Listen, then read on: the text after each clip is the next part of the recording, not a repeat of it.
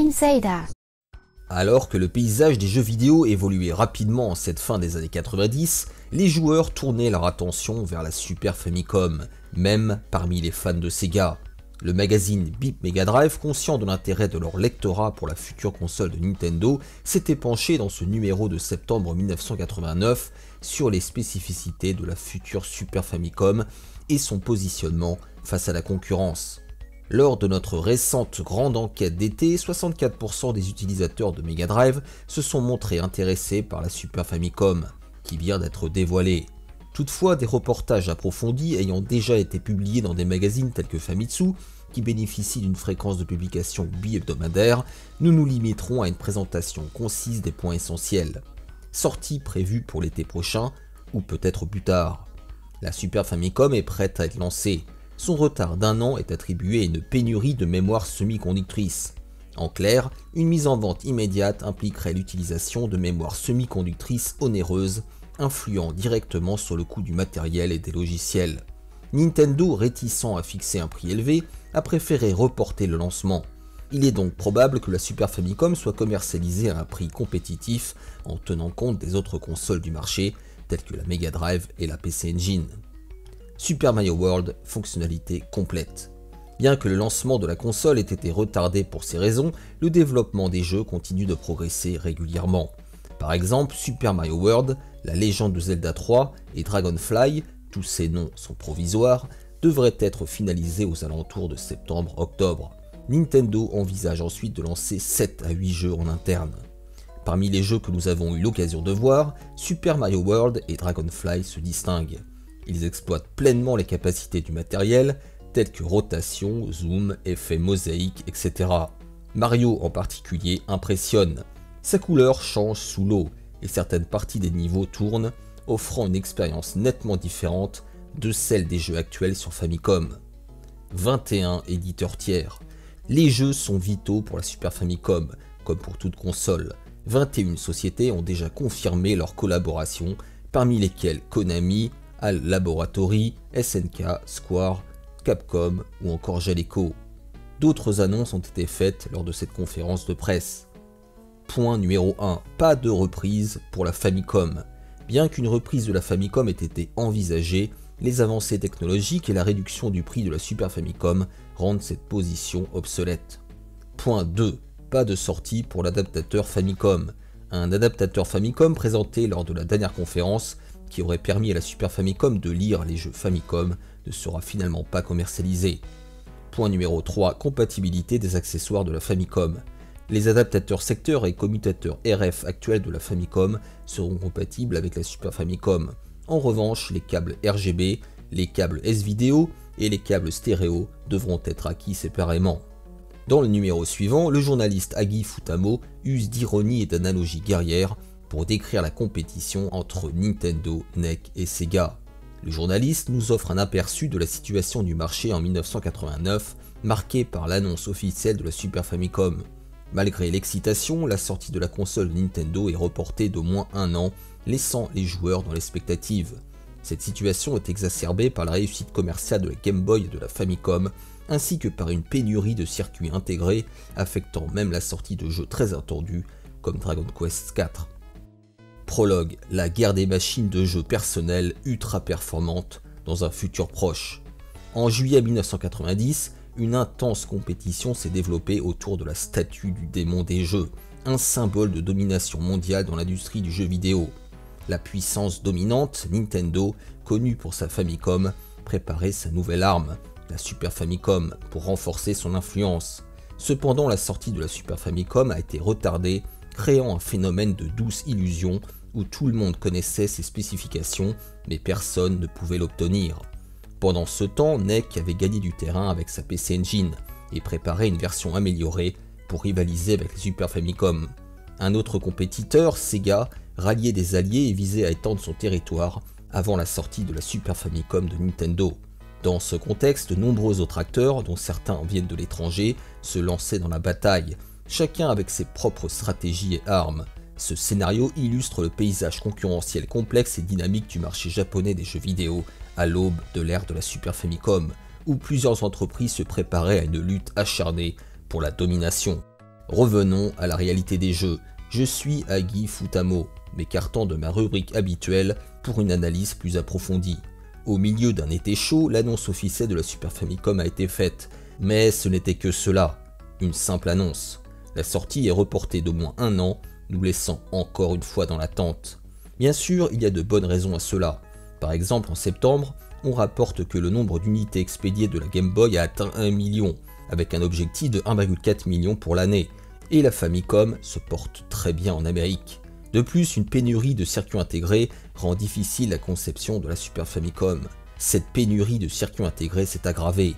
Même la commercialisation de Dragon Quest IV, dont le développement a été finalisé fin juillet, est reportée à janvier de l'année suivante.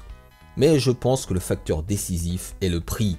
Pour rivaliser avec les 24 800 yens de la PC Engine et les 21 000 yens de la Mega Drive, avec des rumeurs indiquant qu'elle pourrait être vendue à moins de 20 000 yens, il semble nécessaire d'attendre une réduction des coûts matériels au cours de l'année. Parmi les sociétés sous contrat avec Nintendo, des noms bien connus tels que Konami, Taito, Square, Capcom, HAL Laboratory, Sun Electronics ou encore Data East font partie des 21 entreprises confirmées à ce jour. Il apparaît qu'il n'y aura pas de sélection stricte des fabricants, visant à maintenir la qualité des jeux, et il est probable que tous les principaux éditeurs de la Famicom finiront par s'engager. Des titres de premier plan annoncés l'année dernière, tels que Super Mario 4 et The Legend of Zelda 3, devraient être terminés en octobre. Lors du lancement de la console, Nintendo devrait avoir en réserve environ 6 mois de jeu, conformément au calendrier annoncé. Cependant, en raison de diverses circonstances, l'échange de l'ancienne Famicom et la vente de l'adaptateur Famicom ont été annulés. Nous attendons avec impatience le jour où les spécifications matérielles et les titres des logiciels tant attendus deviendront réalité. La situation du marché du jeu vidéo autour de la Mega Drive. Actuellement, face à la Super Famicom, qui reste une douce illusion, la Mega Drive se distingue plutôt comme une peinture sur mochi. Cela équivaut à de l'art miniature sur des grains de riz écrits avec des sutras. Mais c'est quelque chose de tangible et nutritif. Comment l'environnement du marché des jeux vidéo évoluera-t-il autour de la Mega Drive? Examinons les perspectives de croissance pour la Mega Drive. Le terme méga est un préfixe signifiant 1 million de fois. Dans cette logique, 10 unités constitueraient un Deca Drive, 1000 un Kilo Drive, et seul 1 million d'unités lui conférerait le véritable titre de Mega Drive, bien que ce ne soit pas littéralement le cas. Les ventes de consoles et de jeux vidéo sont intrinsèquement liées dans une relation de type poule et œuf. La sortie de bons jeux stimule les ventes de consoles, et l'augmentation du nombre de consoles encourage à son tour le développement de nouveaux jeux et de portages. Pour cette année, des titres attendus comme Sorcerian et Vermilion, prévus pour décembre, devraient booster les ventes de la Mega Drive pendant la saison des fêtes, atteignant potentiellement 100 millions d'unités. Actuellement, 23 sociétés de logiciels sont sous contrat avec la Mega Drive, dont 20 au Japon et 3 à l'international, et ce chiffre devrait augmenter à 25 l'an prochain. Avec une telle diversité de titres d'éditeurs tiers prévus pour le printemps prochain, les ventes pourraient atteindre entre 120 et 130 millions d'unités. Chez Sega, alors que jusqu'à présent, seules les équipes orientées vers le marché grand public travaillaient sur les jeux Mega Drive, avec des titres comme Super Hang-On, des équipes spécialisées dans les jeux d'arcade commencent aussi à contribuer au développement de jeux pour la Mega Drive sous une nouvelle structure. Ce renouvellement de l'environnement de développement interne devrait mettre en avant l'unicité de Sega, qui gère simultanément les jeux d'arcade et les jeux grand public. Ainsi, l'été prochain, prête à affronter la Super Famicom, la Mega Drive pourrait atteindre un volume de 150 millions d'unités, se préparant à défendre sa position face à la Super Famicom. Les changements du marché favorisent la Mega Drive. Observons un tournant dans le monde des consoles et jeux vidéo, marqué par l'ère de la Super Famicom. Nous nous dirigeons vers une ère où la préférence se tourne vers des produits haut de gamme. Alors que Nintendo se prépare à lancer la Super Famicom, la Mega Drive de Sega gagne progressivement des parts de marché, répondant précisément aux attentes changeantes des utilisateurs. Cela signifie qu'au lieu de se contenter de consoles bon marché et modérément divertissantes, il y a une tendance croissante à préférer des machines légèrement plus coûteuses, mais offrant un meilleur rapport qualité-prix, notamment en termes de graphisme et de capacité sonore. Dans le domaine des ordinateurs personnels par exemple, bien que le X68000 de Sharp ne soit pas susceptible de remplacer le PC98 de NEC en termes de popularité, il gagne néanmoins du terrain. Aujourd'hui, posséder plusieurs appareils n'est plus considéré comme un luxe et nous ne sommes plus dans une ère où une seule machine ou un seul système peut répondre à toutes les demandes des utilisateurs. Par conséquent, puisque Nintendo a annoncé que la Super Famicom ne supporterait pas le CD-ROM, les utilisateurs intéressés par le potentiel des CD-ROM se tourneront probablement vers la PC Engine de NEC ou la Mega Drive de Sega. De plus, ceux qui ont apprécié la commodité du format disquette sur les ordinateurs personnels et les traitements de texte portables trouveront une option attractive dans la Mega Drive, la seule console prévoyant de supporter les disquettes. Pour les amateurs d'expériences d'arcade authentiques, la Mega Drive sera également le choix privilégié compte tenu de l'expérience de Sega dans ce domaine. Le CPU 68000, qui simplifie la gestion de la mémoire, est particulièrement séduisant pour les développeurs tiers, ce qui explique l'augmentation sans précédent du nombre de fabricants participant à l'écosystème de la Mega Drive. Depuis l'établissement de ces spécifications de base, le marché des jeux vidéo semble évoluer en faveur de la Mega Drive. Il ne reste plus qu'à Sega de bien orienter sa stratégie, de compléter sa gamme d'accessoires encore en attente, et la Mega Drive sera en mesure de créer sa propre culture de divertissement à domicile, en concurrence directe avec la Super Famicom. La tendance à rendre la PC Engine plus fine, légère et compacte se poursuit. Malgré le succès de la Mega Drive et l'annonce de la Super Famicom, la PC Engine est en difficulté, notamment en termes de spécifications et de prix. Récemment, des rumeurs ont commencé à circuler sur une mise à niveau de la PC Engine avant la livraison de la Super Famicom, ce qui signifierait une sortie d'ici la fin d'année ou peut-être au printemps prochain. Le nom n'est pas encore décidé, mais PC Engine Turbo est une option envisageable.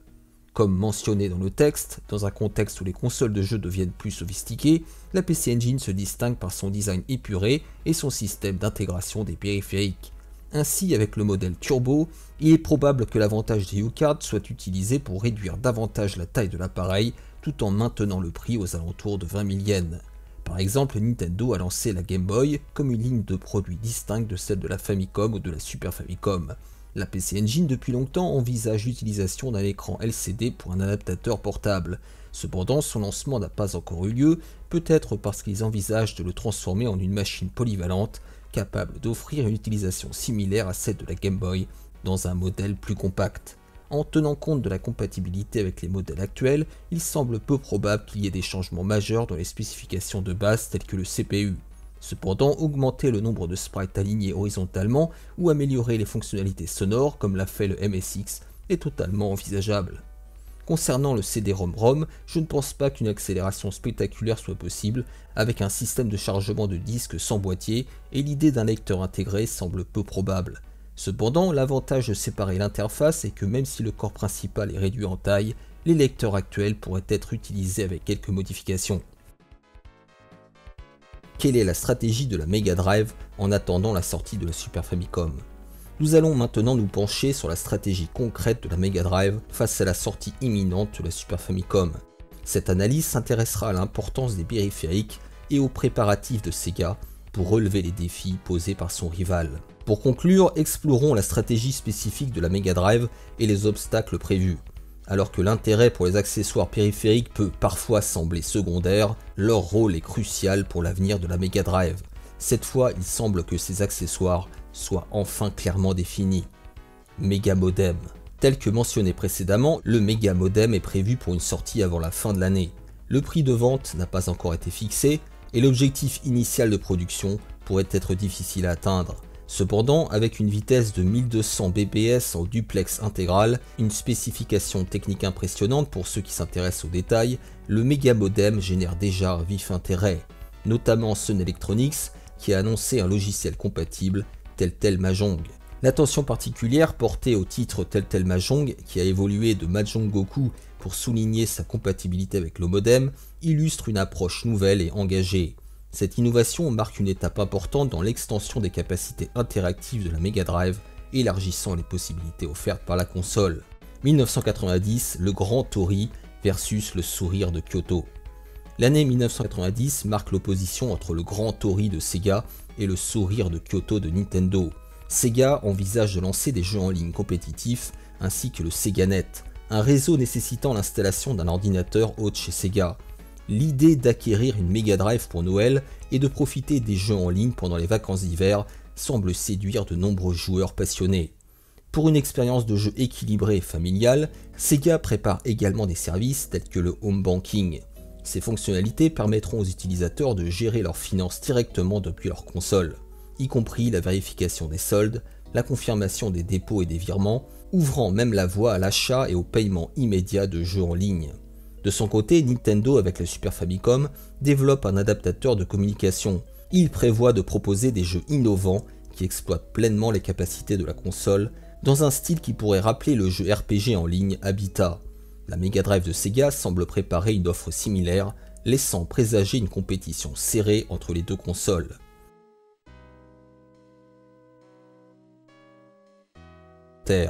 Le Mega Modem pour télécharger le SegaNet. Le SegaNet, divisé en Sega Network News et Sega Network Gaming, offre un contenu régulièrement mis à jour. Pendant la période de test actuelle, les joueurs peuvent s'essayer à des titres tels que Phantasy Star TA et Pyramid Power. Ces jeux rivalisent en qualité avec les jeux sur cartouche ROM traditionnels.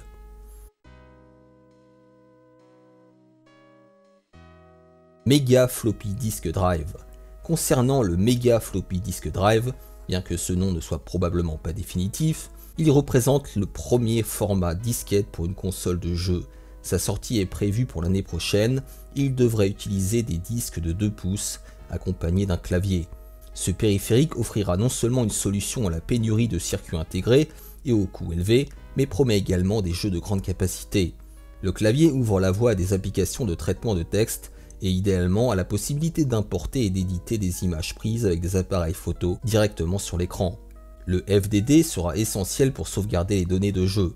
En revanche, la Super Famicom, qui ne prévoit pas d'extension via le FDD, mise sur des cartouches ROM de 4 Mbps avec fonction de sauvegarde. Bien que cela puisse suffire pour les jeux seuls, pour une utilisation plus large et personnelle, une mémoire auxiliaire de grande capacité serait un atout supplémentaire. Le Mega CD-ROM.